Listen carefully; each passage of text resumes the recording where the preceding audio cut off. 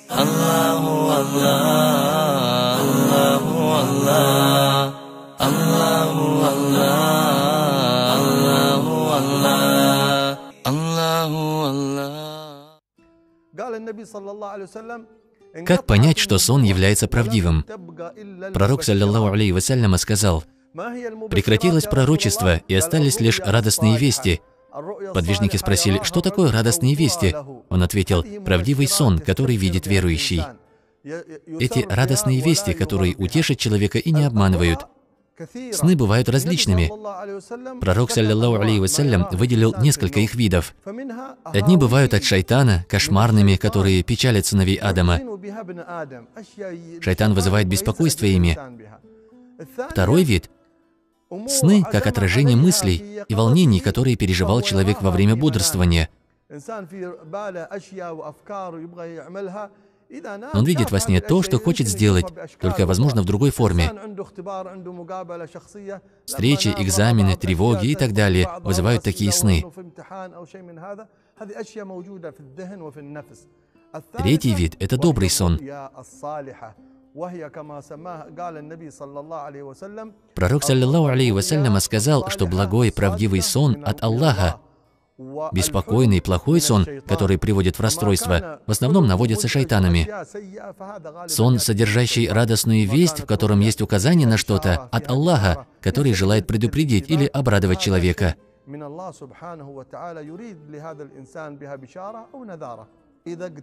Пророк, саллаллаху алейхи вассалям, сказал: «Когда приблизится судный день, сны верующего уже почти не будут лгать».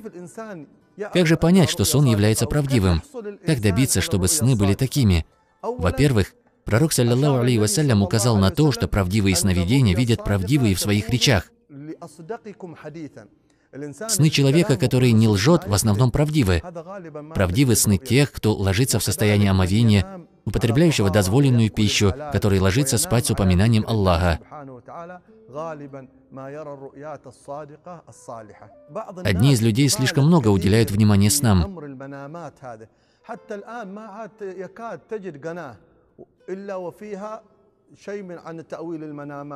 Встречаются теле- и радиоканалы, интернет-сайты, на которых рассказывают о толкованиях снов.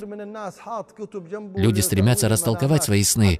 Доходит до того, что люди живут своими снами. Я увидел во сне апельсин, я увидел желтое, я увидел змею, увидел солнце, увидел луну, увидел следы человека, увидел летающую машину и так далее.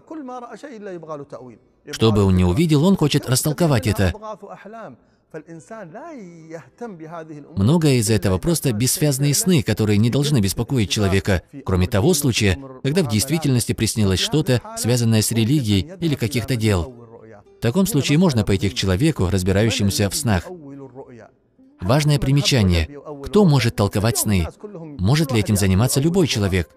Сегодня каждый встречный готов растолковать сон. Но толкование снов — это наука. Пророк, саллаллаху алейхи вассалям, сказал: «Сон в когтях птицы, то есть, если расскажешь другому, упадет». Сон, являющийся радостной вестью, рассказывайте лишь тем, кто любит вас.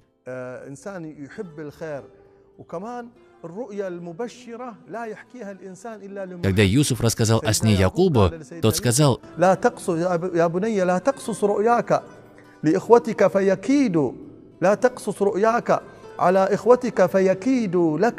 смысл: «О сын мой, не рассказывай этот сон братьям, а не то они замыслят против тебя коварство».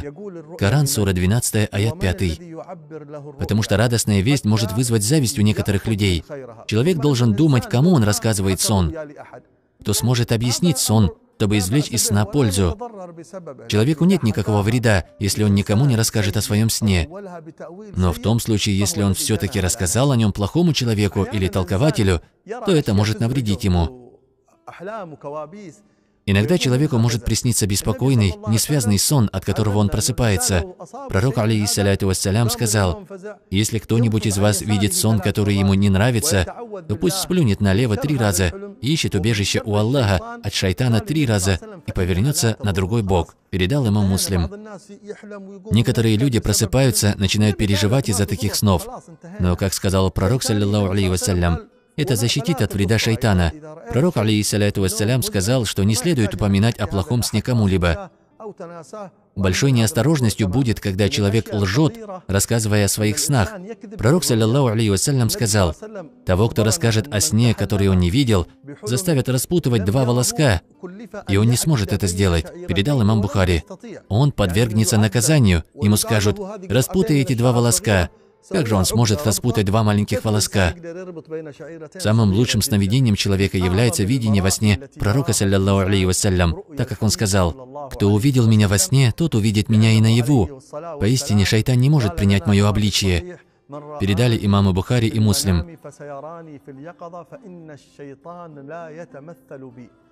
Если вы увидели пророка, алейхиссаляту вассалям, во сне, то это истина. То, что шайтан не может принять его облик, является одной из особенностей пророка, алейхиссаляту вассалям.